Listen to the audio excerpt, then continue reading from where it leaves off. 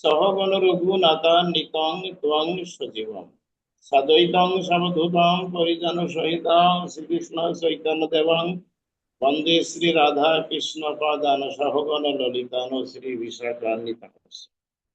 ওং বৃন্দাবৈ তুলসী দেবায় প্রিয়ায় কেশবর্ষ চ কৃষ্ণ ভক্তি প্রদে দেবী সত্য তে নমঃ।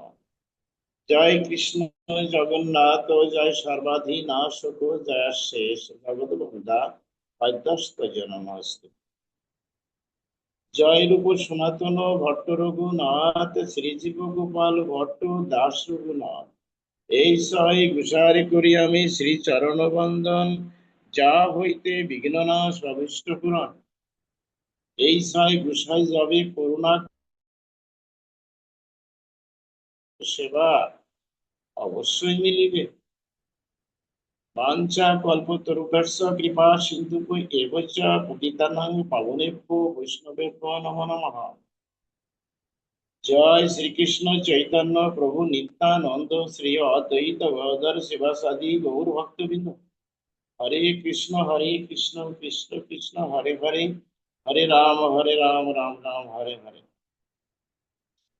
সর্বাগ্রে আমি আমার পরমারাধ্য পরম করুণাময় শ্রী গুরুদেব নিত্যলীলা প্রবিষ্ট শ্রীল রাধারমণ গোস্বামী মহারাজ মহোদয়ের তার ওই সুকমল শ্রী চরণে আমার মতো কীটাধমের অভাগা হতভাগা তাকে আমি বারবার প্রণাম নিবেদন করছি।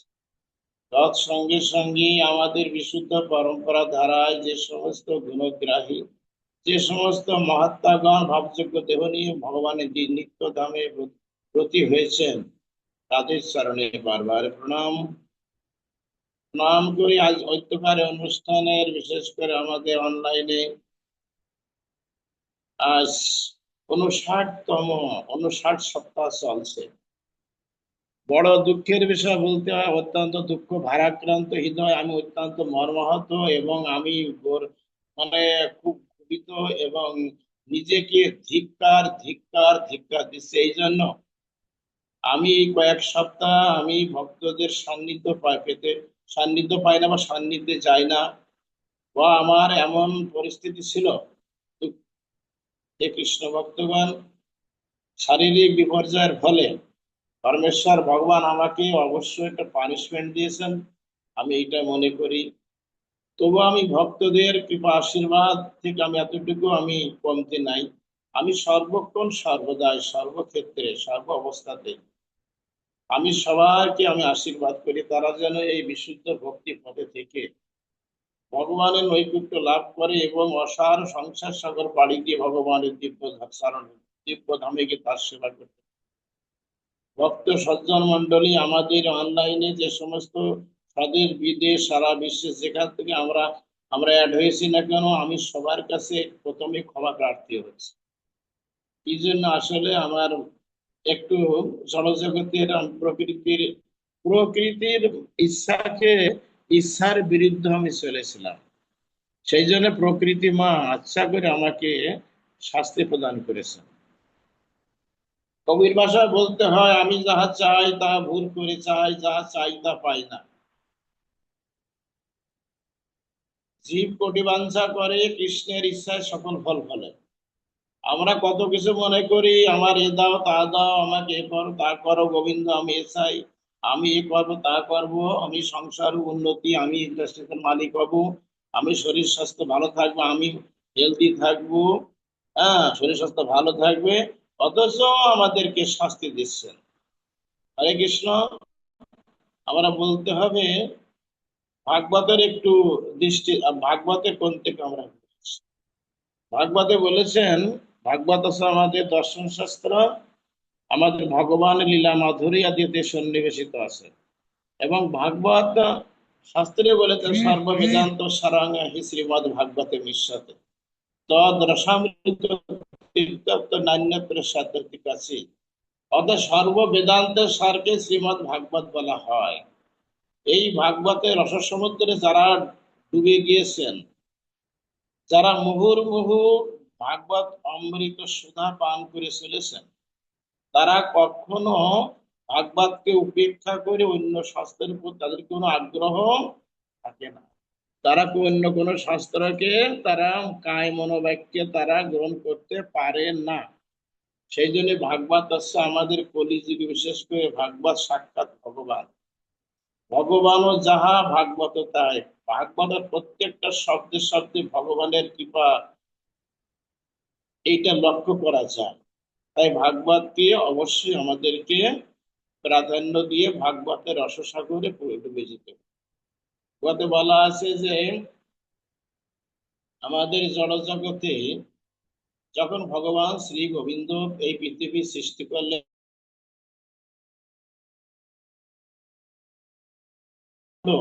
অনন্ত কোটি পৃথিবী, অনন্ত কোটি পৃথিবী নিয়ে একটা ব্রহ্মাণ্ড হয়, অনন্ত কোটি ব্রহ্মাণ্ড নিয়ে ভগবানের বাসস্থান, অনন্ত কোটি গ্রহ, গ্রহ উপগ্রহ, এইগুলো মিলেই হয় একটা পৃথিবী। একটা মানে পৃথিবী একটা গ্রহ। তাই যেমন 9টা গ্রহ আমরা দেখতে পাই আমাদের বিজ্ঞান বলে, আর একটা গ্রহ আগে 10টা গ্রহ। এইরকম অনন্ত কোটি গ্রহ নিয়ে একটা একটা ব্রহ্মাণ্ড হয় পৃথিবী নিয়ে। শুধু সজ্জন আমাদের ভগবান শ্রীকৃষ্ণ, উনি আছেন আমাদের একমাত্র উপাস্য। উনি ব্রহ্ম সংহিতায় ব্রহ্মদেব নিজে বলেছেন, ব্রহ্মদেব ঈশ্বর পরম কৃষ্ণ সচ্চিদানন্দ বিগ্রহ অনাদির আদি গোবিন্দ সর্বকারণ কারণম। ঈশ্বর আছেন সর্বকারণের কারণ, ভগবান শ্রী গোবিন্দ।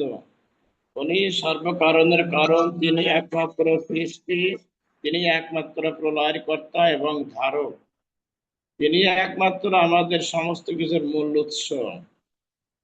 পরমেশ্বর ভগবান যখন তিনি একেশ্বরবাদ ছিলেন, এক ছিলেন, এক ব্রহ্ম দ্বিতীয় নাস্তি, তারপর হলো কি একতা বহুশ্যাম। আবার তিনি অনেক হয়ে গেলেন, সৃষ্টি করলেন, তার সমস্ত কিছু প্রথমে সৃষ্টি হয়, তার দেহের থেকে উৎপত্তি হয়েছিল কি প্রকৃতি। প্রকৃতি এর আগে অবশ্য ব্রহ্মা বিষ্ণু মহেশ্বর আদি সমস্ত সমস্ত সৃষ্টি সৃষ্টি করতে যা কিছু লাগে সবাইকে পরিপূর্ণ দান করে উনি ওনার দেহের থেকে ওনার ইচ্ছাক্রমে ওনার দেহের থেকে উৎপত্তি হলেন প্রকৃতি মা। ভগবান শ্রীকৃষ্ণের প্রকৃতি মা আছে বহিরঙ্গ শক্তি, আর অন্তরঙ্গ শক্তি আছে যোগমায়া। এই যোগমায়া ভগবানের সঙ্গে অনাদিকাল থেকেই রয়ে যান, লীলা যেখানে হবে সেখানে ওনাকে নিয়ে যান, সর্বক্ষণ তার পাশে রাখেন আমার ভগবান পরমেশ্বর। তাই প্রকৃতি মা ওনাকে সৃষ্টি করে তখন প্রকৃতি মা হাত পেয়ে দাঁড়িয়েছেন, বাবা হে পিতাশ্রী, আপনি আপনি আমার স্থান কোথায় বলুন। তখন পরমেশ্বর ভগবান বলেন, হে প্রকৃতি মা, তোমার স্থান হবে পৃথিবীতে। পৃথিবীতে গিয়ে তোমার মায়ার প্রভাবে তুমি আশ্রা করে সবাইকে তুমি মায়ার মায়ার মায়ার দোকান পেতে বসে থাকবে, এবং তোমার এই মায়ার জালে সবাই প্রায় আবদ্ধ হবে, কিন্তু যারা আমার ভক্ত হবে তারা কোনোদিন মায়ার জালে আবদ্ধ হতে পারবে না, আমি তাদের রক্ষা। আমার প্রকৃতি, তুমি আশ্বস্ত হও, তুমি চিন্তা মুক্ত হও, তুমি হাত পেতে নাও আমার কাছ থেকে। তখন প্রকৃতি মা হাত পেতে দাঁড়ালেন ভগবানের সম্মুখে। তখন পরমেশ্বর ভগবান তার সহাস্য বদন স্মিত হেসে আমার প্রকৃতি মাকে আশীর্বাদ অন্তে ওনাকে দান করলেন। প্রথমে কি হলো, দান করলে তুমি হাত পেতে নাও, ক্ষিতি আপ তেজ মরুদ্ভব। হে প্রকৃতি মা, তোমাকে তো পৃথিবীতে যাওয়া লাগবে। পৃথিবী মানে ধরিত্রী মা, ধরিত্রী, আপ মানে জল, অগ্নি মানে মানে ক্ষিতি আপ তেজ মানে অগ্নি, মরুত মানে বাতাস, আর বোম আছে আকাশ। এগুলো সব ভগবান প্রকৃতির মাধ্যমে সৃষ্টি করলেন, এই পৃথিবীতে পাঠালেন। তাহলে পৃথিবী তাহলে পৃথিবীতে কি প্রথমে কি আসলো, কি কি নিলেন, সে প্রকৃতি মা, ক্ষিতি আপ তেজ মরুত। এবার বললেন যে, প্রকৃতি মা তুমি আরো নাও, আরো নাও। তখন কি হলো, তার সঙ্গে তন্মাত্রা যোজনা করলেন। তন্মাত্রা কি, শব্দ স্পর্শ রূপ রস গন্ধ। এগুলো কিন্তু প্রকৃতি দেবীকে দিয়েছেন কি জন্য, যাতে করে প্রকৃতি মা অভিনব কায়দা জাল পেতে, অভিনব কায়দায় পৃথিবীতে কি একে সুন্দরভাবে দোকানে হয়ে বসে থাকেন? আর এই দোকানের খরিদ্দার কখনো মানে মানে সবাই হতে পারবে, সবাই হবে, কিন্তু যারা হবে না তারা আমার প্রিয় ভক্ত হবে অধিকাংশ। যারা ধনং দেহি যশং দেহি রূপং দেহি কন্যাং দেহি ঐশ্বর্যং দেহি করবে, দেহি দেহি করবে, মা প্রকৃতি তুমি ওদেরকে ভালো করে শাস্তি, ভালো করে সবাই কান পেতে শুনবে। তাহলে কি হলো? মানে শব্দ, স্পর্শ, রূপ, রস, গন্ধ। শব্দ, শব্দ হচ্ছে কি, যেমন এক একটা প্রাণী এক এক দিকে ধাবিত হয়ে সে ধ্বংসপ্রাপ্ত হয়ে যায়। শব্দ যেমন হরিণ গুলো কিন্তু ওরা বাঁশের ধ্বনি শুনতে ভালোবাসে, ওই শব্দ শুনতে ভালোবাসে। তাই যখন শিকারীরা জাল পেতে বসে থাকে যে গভীর অরণ্যে, যেখানে হরিণগুলো যাতায়াত করে, তার কিছু কিছু তার অদূরে জাল পেতে এসে এত সুন্দরভাবে বংশীধ্বনি করে, তখন হরিণগুলো তারা পাগলের মতো হয়ে যায়, তারা দৌড়ে এসে যায়, ওই জালে আবদ্ধ হয়ে যায়। শব্দের জন্য মরল হরিণ। এই স্পর্শ হচ্ছে কি ইন্দ্রিয় সুখের জন্য। যারা ইন্দ্রিয় সুখের জন্য, যেমন উপমা দিলেন হাতি, একটা বন্য হাতিকে বশ করতে হলে পোষা হাতির দরকার। সমস্ত শিকারীরা পোষা হাতি নিয়ে একটা বনের, যেখানে হাতিগুলো চলাচল করে, সেখানে গিয়ে বিরাট আকারে গর্ত করবে, তারপরে পাটখড়ি দিয়ে আচ্ছাদন দিবে, তার ভিতরে তার ভিতরে তার ভিতরে নিজের সেই পোষা হাতিকে রেখে দেবে। পোষা হাতি এমন ভাবে ডাক দিবে, তখনই কিন্তু আর ওই বনের যে হাতিগুলো তারা পাগলের মতো হয়ে যাবে, ইন্দ্র তৃপ্তির জন্য, গাত্র স্পর্শের জন্য, যৌনতা নিবারণের জন্য তারা পাগল হয়েছে।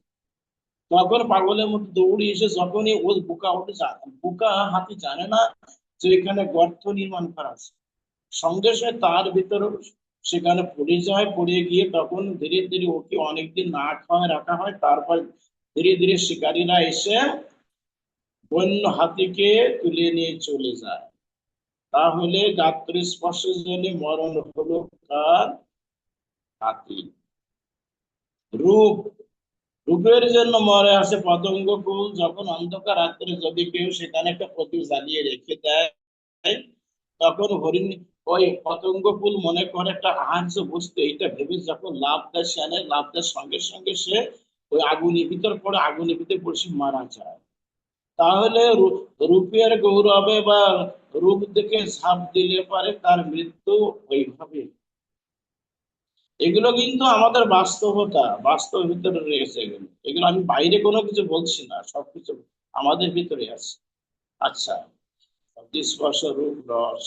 রস, রস হচ্ছে কি? রস হচ্ছে কি, যেমন মৎস্যকুল মরে হচ্ছে কি রসনার জন্য, খাওয়ার জন্য। যখন দিবাররা কি করে, বড়শিতে আধার গেঁথে যখন জলে দেয়, তখন এমন সুন্দর ঘ্রাণ পেয়ে রসনাকে সেটা আস্বাদন দেওয়ার জন্য, খাওয়ার জন্য, আহার্যের জন্য পাগলের মতো চলে আসে। তখন জানে না বোকা মৎস্য যে ওর ভিতরে একটা বড়শি গাঁথা আছে, যখন সে খেয়ে নেয়, তখন আর এদিক ওদিক ছুটাছুটি করে তাৎক্ষণিকভাবে শিকারটাকে এক টান এর উপর নিয়ে যায় এবং তার মৃত্যু অবশ্যই। তা সেই জন্য এই শব্দ, স্পর্শ, রূপ, রস, গন্ধ। গন্ধ যেমন বলা যায় হরিণ, হরিণী যেমন মৃগ নাভি কস্তরী হয়, নিজের থেকে কস্তরী আসে সুগন্ধি, যেমন সে ছুটাছুটি করে, ওই রকম আমাদের ভিতরে একটা অপ্রাকৃত অপ্রাকৃত একটা সৌরভ আসে, যদি কেউ এটা গ্রহণ করতে পারে তার জীবন ধরে। সজ্জন মন্ডলী, আমাদেরকে অবশ্যই মান্য করতে হবে। হে প্রকৃতির মাধ্যমে এই না দিলেন তাকে। এবার কি দেওয়া হলো? দশ ইন্দ্র দেওয়া হলো। কর্মেন্দ্রিয় পাঁচটা, জ্ঞানেন্দ্রিয় পাঁচটা, এর ব্যাখ্যা করতে গেলে বিশদ সময় লাগবে। এই মোট হলো আর কি 20টি হলো। তারপর উনি দিলেন কি, আর 60টি দিলেন। চিত্ত, মন, বুদ্ধি, অহংকার। নিজের চিত্ত মন বুদ্ধি অহংকার আমাদেরকে ভগবান প্রেরণ করেছেন, আমাদের শুদ্ধ বিবেক দিয়েছেন। আমরা যদি শুদ্ধ বিবেক ভগবানের সেবায় প্রয়োগ করি, শুদ্ধ বিবেক যদি ভগবত সেবা না দিতে পারি, না লাগাতে পারি, তাহলে আমি কিন্তু বিবেকবান নই, আমি একটা একটা কি অমানুষ, একটা দানব। মানব তখনই দানব হয় যদি কি মানবের মানবত্ব হারিয়ে ফেলে, মনুষ্যের মনুষ্যত্ব জ্ঞান হারিয়ে যায়, তখন সে অনায়াসে সে হয় কি একটা পশুর ভিতরে পরিগণিত হয়। সেই জন্য আমাদেরকে অবশ্যই মানুষ হতে মনুষ্যত্ব জ্ঞান অর্জন করতে হবে। আছে কি চিত্ত, আমাদের চিত্ত আমাদের হৃদয়টা দিয়ে ভগবানের সেবা করব। মন আমাদের বিশুদ্ধ মন দিয়ে আমরা ভগবানের সেবা করতে চাই। আমাদের এই মনটা মানে মা প্রকৃতি মনটাও তুমি নিয়ে নাও। যারা যারা বিশুদ্ধ মন আমাকে দেবে, তুমি তাদেরকে কখনো আমার থেকে এতটুকু তুমি এতটুকু তাদেরকে অন্যত্র কোথাও নিতে পারবে না। অহংকার, অহংকার সব থেকে এসিত মন বুদ্ধি। তোমার বুদ্ধিটাকে বুদ্ধি নাও। এই বুদ্ধি কি বুদ্ধি নেবে? বিশুদ্ধ বুদ্ধি নাও। বুদ্ধি হচ্ছে কি, কথা বলে বিদ্যার থেকে বুদ্ধি ওঠে, আসলে সত্যি। হ্যাঁ, শিক্ষা আলোকে যদি না হয় আলোকময়, এমএ পাস করে বলো লাখ পিতাতে হয়। সেই জন্য আগে দরকার নিজের মনুষ্যত্ব জ্ঞানকে অর্জন। তো যে কথা বলা হচ্ছে বুদ্ধি, মানে আমাদেরকে শুদ্ধ বুদ্ধি কি, আমরা ভগবানের সেবা করব, আমার বুদ্ধি আমার মন বুদ্ধি দিয়ে উজাড় করে ভগবানের সেবা করবো, এটা বুদ্ধি থাকবে। এই সংসার অস্থায়ী ঘনভঙ্গর, এই আছে এই নাই, আমাকে চলে যেতে হবে, আমাদের জন্ম হয়েছে আমাকে চলে যাওয়া লাগবে। অতএব আমাদের সর্বক্ষণ যেন আমরা যেন এই আমাদের এই তনু মন দিয়ে আমরা দশেন্দ্র ষড়রিপু দিয়ে আমরা যেন ভগবানের সেবা করতে পারি।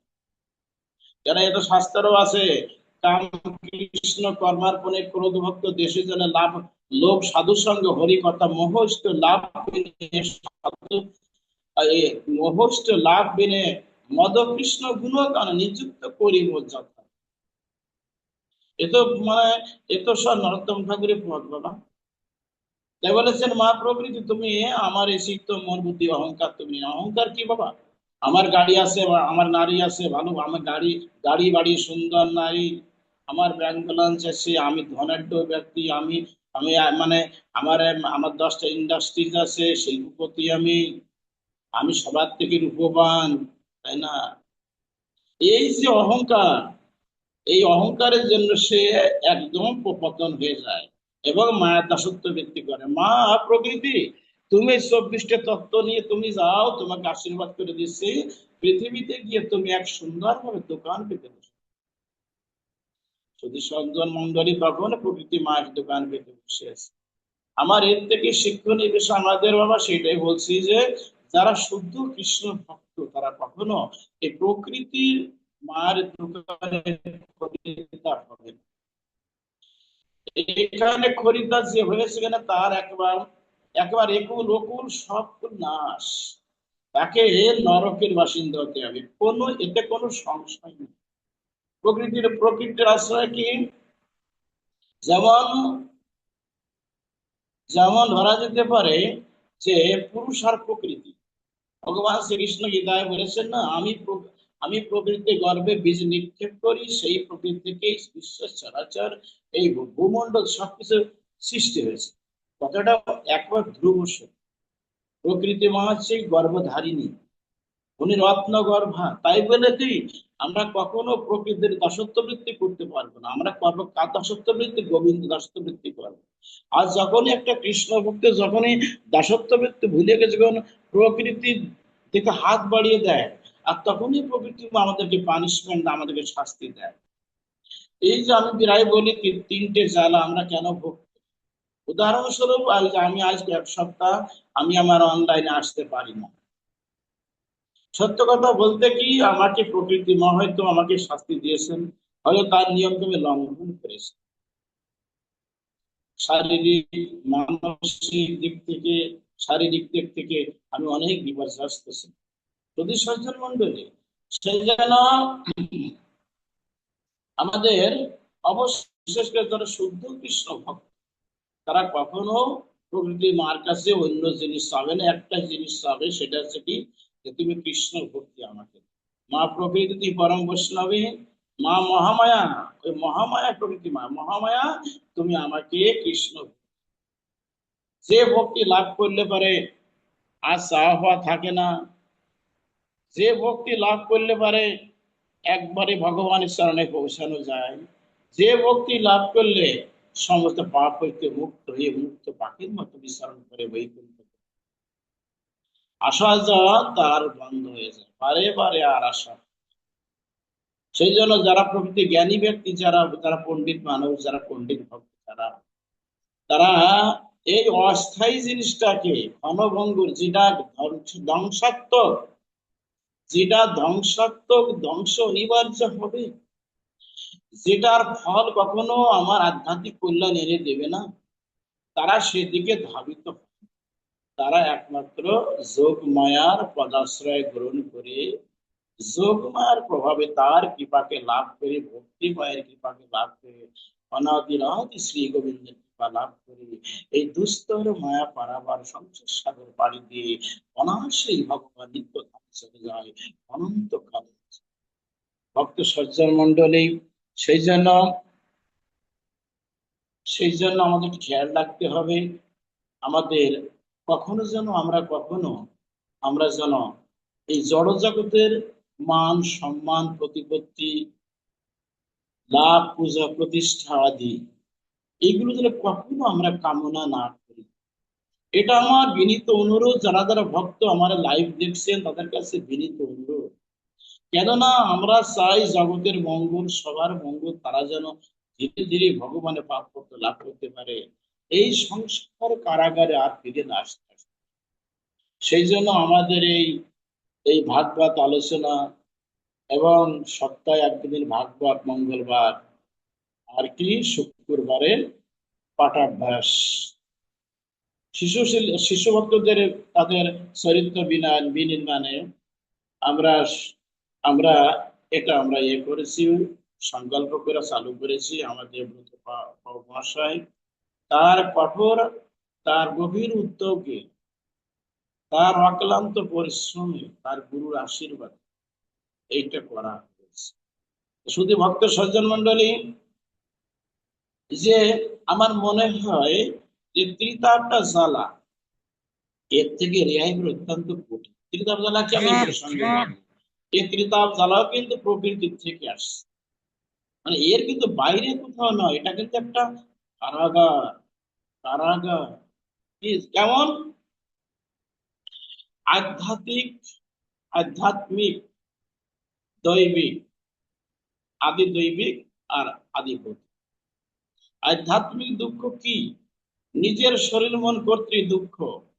আচ্ছা, আমি তো কথা বলছি, আমি বাবাজি পরমানন্দ বাবাজি বলছি, আমি কি কখনো আশা করেছি আমার জ্বর হবে? আমি কি আদৌ কি এটা আশা করেছি যে আমার জ্বর আসুক, আমি একটু মানে শাস্তি ভোগ করবো? আদৌ কি আশা করেছেন? কিন্তু না, কিন্তু অটোমেটিক্যাল আমাকে শাস্তি পেতে হচ্ছে। কি জন্য? যেহেতু আমরা জড় জগতে আছি, জড় জগতের শাস্তি অবাধে মেনে নিতে হবে বাবা। তাহলে নিজের শরীর মন কর্তৃক দুঃখ, আমার জ্বর হচ্ছে, ইনফ্লুয়েঞ্জা আছে, আমার কাশি হচ্ছে, আমার বিভিন্ন শারীরিক সমস্যা আসছে, এটা কিন্তু শরীর মন কর্তৃক। আগে ভৌতিক দুঃখ কি? একে অপর কর্তৃক, মানে যেমন আমি আমি দুঃখ চাচ্ছি না, আমি একটা নিষ্কলুষ মানুষ, একটা নিরপরাধী ব্যক্তি, অথচ একজন আমাকে একটা খারাপ ভাষা আমাকে প্রয়োগ করে, এমন খারাপ ভাষা বলাতে আমার মনে কষ্ট লাগলো। আমি ভাবলাম তাই করে, আমি তো কোনো ক্ষতি করিনি, কিন্তু আমাকে কেন বললো? আমি কি ক্ষতি করেছি ওর? আমি আমি সবাইকে সমান দেখে, আমি সাধু সন্ত মানুষ, অথচ সে আমাকে একটা খারাপ ভাষা গালি দিল, মনে কষ্ট পাচ্ছি না? পাচ্ছি, পাচ্ছি।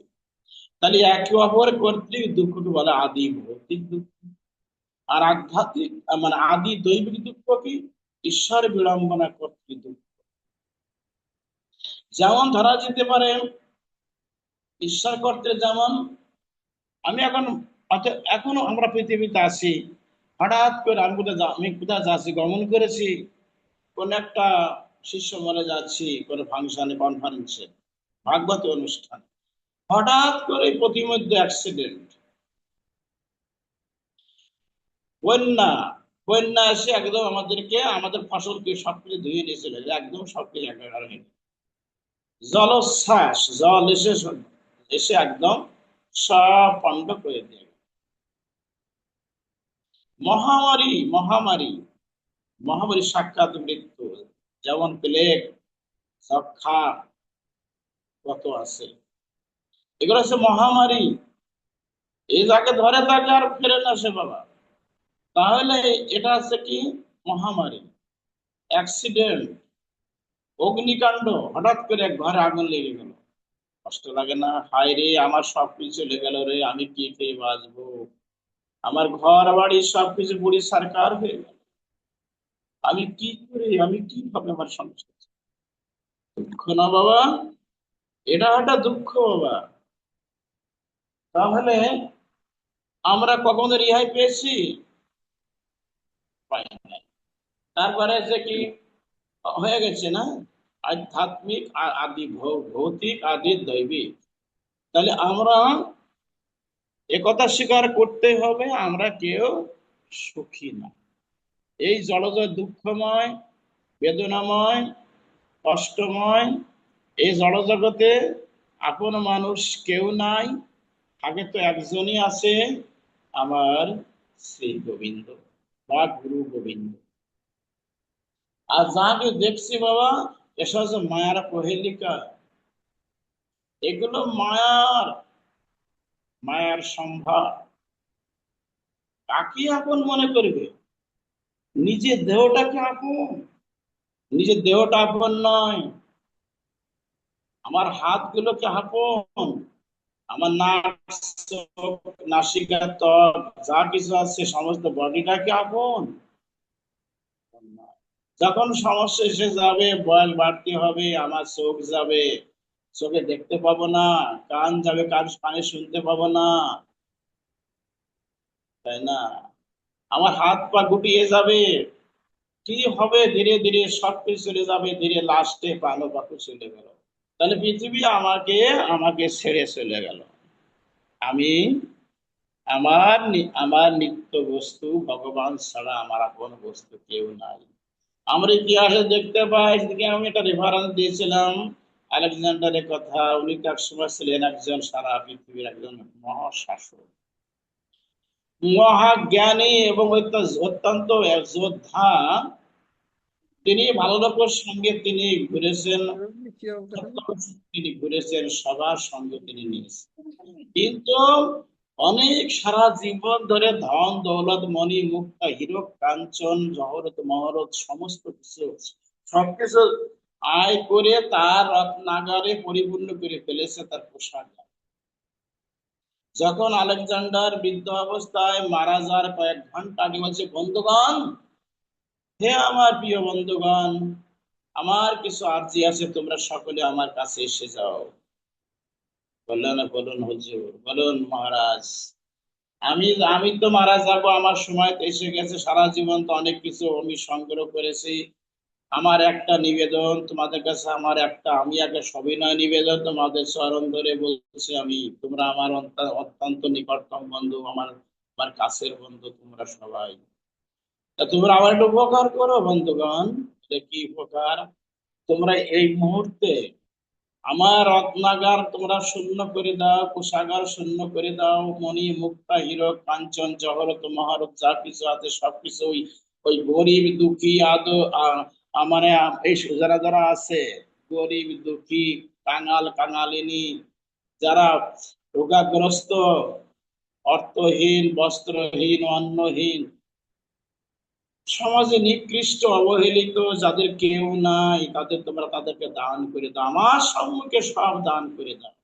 আর শোনো, কিছু রাখবে, এই জন্য আমি যখন মারা যাব, তোমরা দয়া করি, কৃপা করি আমার খাটিয়ায় তুলে আমার হাত দুখানা বাঁধবে না, তখন তোমরা যখন আমাকে শ্মশানে নিয়ে যাবে, নেওয়ার সময় তোমরা সকলেই আমার এই জড় দেহের পর তোমরা সেই মণি মুক্তা হীরক কাঞ্চন শুধু ছিটাবে, আর দুখানা হাত দুলতে থাকবে। আমি প্রমাণ করে দিব, হে জগতের জীব, হে জগতের মানুষ, হে বন্ধুগণ, আমি সারা জীবন ধরে যা করেছিলাম এই মৃত্যুর সময় আমি কিছু নিয়ে যাচ্ছে না, খালি হাতে এসেছিলাম, খালি হাতে চলে যাচ্ছি। শুধু ভক্ত সজ্জন মন্ডলী মনে করতে হবে, আমরা পৃথিবীতে আসছি, আমাদের একটা কোমরে তাগও রাখবে না বাবা। কোথায় মারানো হবে কেউ বলতে পারে না, তো অনেকের মাটি পাবে না, জল পাবে না, যেখানে সেখানে পড়ে থাকবে, মারা যায় বলা যায়। সেই জন্য এই ক্ষণস্থায়ী জীবন ভেবে, দুঃখময় জনম ভেবে, দুঃখময় জীবন ভেবে আমাদের একমাত্র আমাদের কর্তব্য আছে কি, একেবারে বিশুদ্ধ ভাবে শুদ্ধ পথে এসে হরিভজন করা। আমরা যদি এখন, আমি এখন যাব ঢাকাতে, যদি আমি এখানে ফরিদপুর গিয়ে থাকি, আগামীকাল ওখান থেকে আমি আবার ঢাকায় গমন করব। আমাদের বুঝতে হবে, আমি যদি পড়ে থাকি আপন গৃহে, আমি যদি সেই পথ না এগোই, ঢাকাটা আছে কি গোলক বৃন্দাবন। সেই জন্য আমাদেরকে পথে এগোতে হবে, এগোতে হয় পথ, যত এগোনো যায়। গীতায় বলেছেন যে শ্রীকৃষ্ণ মানে অর্জুন বললেন যে হে হে হে, হে গোবিন্দ, যোগভ্রষ্ট ব্যক্তির কি গতি হয়? গোবিন্দ বললেন, দেখো, যোগভ্রষ্ট ব্যক্তির তার অসদ্গতি হয় না, সদ্গতি হয়।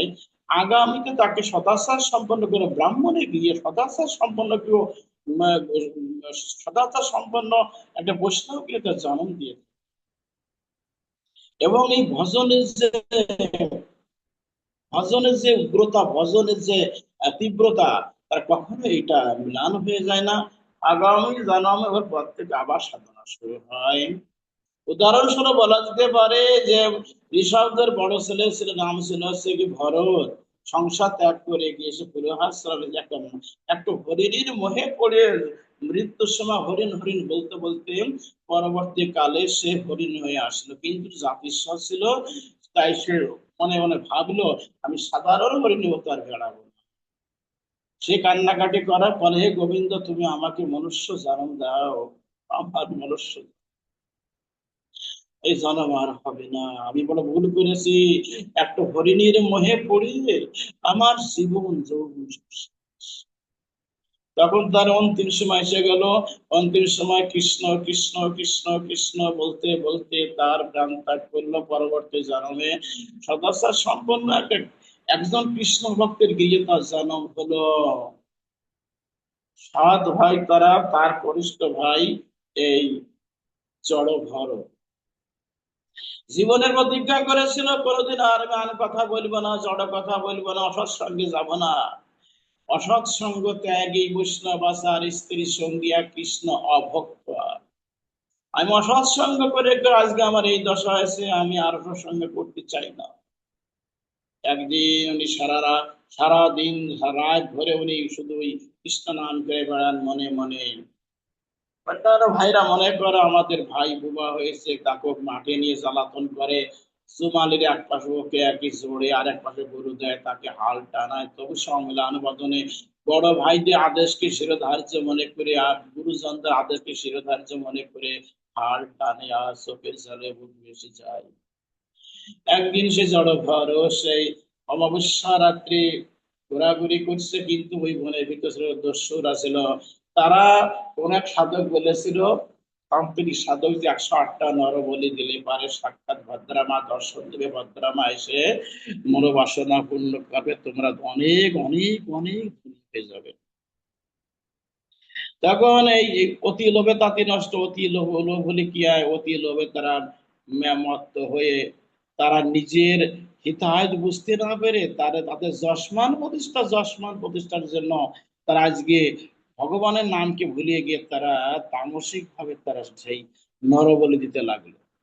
107টা হয়ে গেছে, আর একটা মাত্র বাকি আছে। দেখতে পাই সে সড়পথ ঘুরে বেড়াচ্ছে, ধরে নিয়ে আসা হলো। ওকে স্নান করিয়ে 7 পর্দা কালো কাপড় তার চোখে বেঁধে তাকে প্রকাশ্যে তাকে দেওয়া হলো। তখন ভদ্রমা দেখছেন তাই তো, আমার সামনে 107টা বলি হয়েছে, এরা তো কেউ তো কৃষ্ণ ভক্ত না, আর আমার সামনে কৃষ্ণ ভক্তের বলি হবে, এটা আমি কি করে সহ্য করব? ওরে, ওরে দস্যুরা, তোদের হিতাহিতের জ্ঞান নাই, তোরা জানিস না কৃষ্ণ ভক্ত সারা পৃথিবীকে কল্যাণ করতে পারে, সেই কৃষ্ণ ভক্ত আমার সম্মুখে এসে আমার সামনে বলি হবে, এটা আমি কি করে সহ্য করবো? আমি তো পরম বৈষ্ণবী। তাই সে উগ্রচণ্ডী ধারণ করে এলোকেশী হয়ে দিগম্বরী হয়ে অট্টহাস দিতে দিতে সেই প্রতিমা থেকে বেরিয়ে এসে 7জন দস্যুকে কেটে ফেললে এক নিমিষের ভিতরে। অত্যন্ত শান্তশিষ্ট স্নিগ্ধ মনে অনেক সাম্যতার মাধ্যমে গিয়ে বলছে, বাবা, বাবা, ও ভারত, এই দেখো এরা তোমাকে নিধন করতে এসেছে বাবা, কথা বলো, মানে কথা বলো বাবা, তুমি কি চাও ভারত?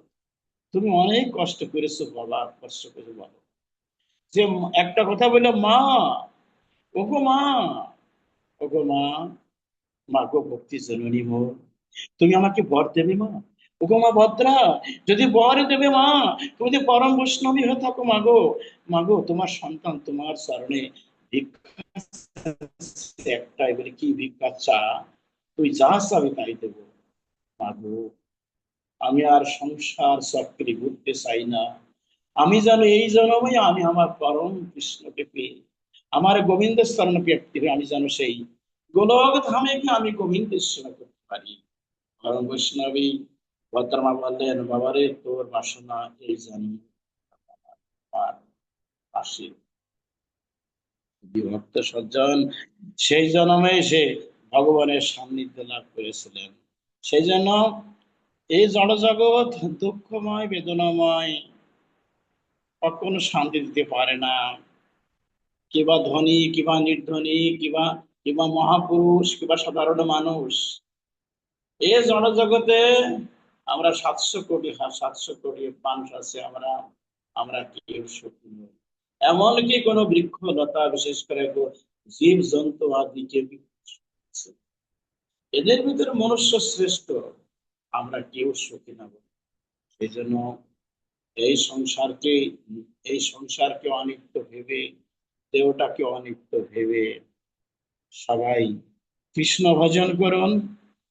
আমাদের জনম কিন্তু আর না হতে পারে, হয়তো কোনে নরকে দেবে, তাকে বলতে পারে কেউ, কোথায় পাঠাবে? 28 প্রকার নরকে অনরক খাটতে হবে গিয়ে। জীবাত্মার তো মৃত্যু নয়, পরমাত্মার মৃত্যু না, জীবাত্মার বিচার হবে, সাধু সাবধান। এই জন্য জীবাত্মা যাতে করে কাঠগড়া না উঠতে হয়নি, সেইভাবে একবার গোবিন্দ ধামে চলে যাওয়া যায়, তারই জন্য সদ্গুরু দেখে সদ্গুরু পদাশ্রয় গ্রহণ করে আজ কৃষ্ণ ভজন করে যেতে হবে। সবকিছু অনিত্য ভেবে বিশুদ্ধ ভক্তি আর প্রেম দিয়ে শুদ্ধ আচারে শুদ্ধ সত্য সম্পন্ন ভাবে সদাচারে শিষ্টাচারী হয়ে বৈষ্ণবীয় আইন কানুন সবকিছু পুঙ্খানুপুঙ্খভাবে প্রতিপালন করে, শুধু বললে হবে না, পালন করে দেখাতে হবে যে আমি সমস্ত কিছু পালন করি। অনেকে আছে শুধু বক্তব্য রেখে যায় কিন্তু পালন করে না। অনেকে শাস্ত্রে বাণী বলে, অগাধ পরিমাণে বলে, মানে মা সরস্বতী তার মধ্যে যে করে, কিন্তু সে পালন করে না। এটা নয় বাবা। যাজন যাজন অধ্যয়ন অধ্যাপন দান প্রতিগ্রহ এই সৎকর্মে নিপুণ হয়ে যদি কোনো ব্রাহ্মণ অবৈষ্ণব হন, তিনি গুরু হইবার যোগ্য। তো সেই জন্য সেই জন্য আমাদেরকে খেয়াল রাখতে হবে যাতে করে আমরা এই জনম বৃথায় না যাই। যদি ভক্ত সজ্জন, আমি মানে সবাইকে পেয়ে, আমাদের এই এই এই গ্রুপে পেয়ে আজকে আমি সত্য সত্য গর্বিত, আনন্দিত, এবং আমি সবার কাছে সবাইকে একটু দেখার জন্য আমার মনটা উদ্গ্রীব হয়ে পড়ছে। দেখে তো কয়েক সপ্তাহ আমি দেখি না, তারা কেমন আছে, ভক্তরা কেমন আছে, কি করছে, একটু আমি কুশল বিনিময় করবো দেবব্রত বাবু। সেই জন্য একটু ওদেরকে একটু দেখাতে জয় জয় নিতাই বাবা। আমি অবশ্যই আমার শ্রদ্ধেয় পরমাদ্য বাবাজির যে আমাদেরকে নির্দেশ করলেন, সবাই একটু তার সাথে আনমিউট করে একটু কুশল বিনিময় করি। নিতাই স্যারের কৃপায় দীর্ঘদিন পরে তার দর্শন পাওয়া আমাদের সৌভাগ্যের ব্যাপার, এবং নিতাই স্যার যে অশেষ কৃপা করে তার শারীরিক সুস্থতা দান জয় করেছেন। নিতাই বাবা। আমরা সবাই তার বাবা সাথে আপনার কথা নাম বলি। নেবেন বাবা? জয় নিতাই বাবাজি, ভালো আছেন? তোমরা ভালো আছো মা? এই তো শোনা, দীপ্তি ভালো আছো শোনা? হ্যাঁ বাবাজি, আপনার আশীর্বাদে ভালো আছে। তোরে জ্বরেতে হ্যাঁ একদম বাবাজি। এখন ভালো শোনা সমস্যা। তো বাবাজি, ভালো আছেন? ভালো আছো না? হ্যাঁ জুকাতে আছো? ভালো বাবা। হ্যাঁ বাবাজি। আমার বাবাজি নিতাই বাবাজি ভালো আছেন তো? হ্যাঁ আছি, বলে গুরু কৃপা আছে। ওরা আনমিট করতে আনমিটটা করে দেখা যাচ্ছে না। আহ, যার ভিডিও অন করা নেই একটু ভিডিওটা অন করে নেবেন।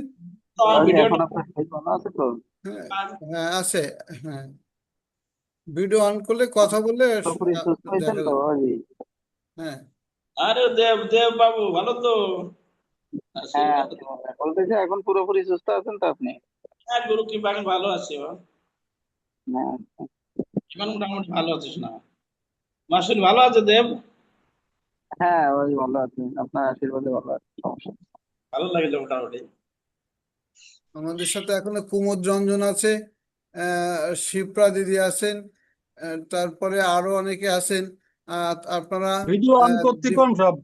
সবাই একটু ভিডিও অন করে বাবাজির সাথে একটু কুশল বিনিময় করলে একটু সবাইকে যখন একটু দেখতে চান উনিও হ্যাঁ দীর্ঘদিন হ্যাঁ পরে একটু ভিডিও অন করে কথা বললে আপনারা তার সাথে কুশল বিনিময় করতে পারবেন। জয় নিতাই। জয় নিতাই, জয় নিতাই। দীপক দাসকে দেখতে বাবা। পাচ্ছি, কথা বলেন, কথা বললে ও চলে আসবে। দীপক দাস। হ্যাঁ বাবা, ভালো আছেন আপনি? এই তো দীপক বাবু, রাধে রাধে। আরে আরে বাবু, ভালো আছেন এইসব বাবা? কুমোদ হ্যাঁ ভালো রঞ্জনকে আছি দেখতে সবাই। পাচ্ছি। হ্যাঁ, হ্যালো। জয় নিতাই জয় বাবাজি, নিতাই। ভালো আছেন? হ্যাঁ আছি ভালো। কে রে বাবা? মঞ্জুর। ও আচ্ছা আচ্ছা, ভালো আছো, ভালো আছো অনেক? শরীর কেমন এখন? এখন অনেক ভালো আছে বাবা, অনেক ভালো হয়ে গেছে। ওই গরম লাগিয়েছিল যে সেই প্রসাদ তো গেছিলাম না, ওখানে গিয়ে এই অবস্থা। তা কবে আসবেন এই পাশে? গোবিন্দ কৃপা এখন ভালো সুস্থ আছে। আমাদের কুমোদ গ্রুপে রঞ্জন আছেন, হ্যাঁ কুমোদ রঞ্জন, জানি তাই। জয় নিতাই। জয় নিতাই বাবাজি, ভালো আছেন? হ্যাঁ হ্যাঁ ভালো তো। হ্যাঁ বাবাজি, ভালো আছি। গুরু কৃপা আছে। হ্যালো কথা বলে হ্যাঁ, দেখো। বাবাজি, আমি বুনাগাতি থাকি, বুনাগাতি আমার মিষ্টির দোকান আছে বাবাজি, আসেন, অবশ্যই আসবেন আমার দোকানে বাবাজি। আচ্ছা আচ্ছা বাবা, ঠিক আছে বাবা, ঠিক আছে ঠিক আছে। অবশ্যই আসবেন, ভালো থাকবেন। আচ্ছা ঠিক আছে ঠিক আছে। তাহলে এটা উঠে দিলে তোমার এই যে ভিডিও আসবে। হ্যাঁ, এই যে এখানে তোমার দেখা যাবে, আর এই যে এখানে মিউট, এখানে যদি থাকে এরকম লাল চিহ্ন, কাটা লাল চিহ্ন থাকলে ওইটা খুলে দিলে মানে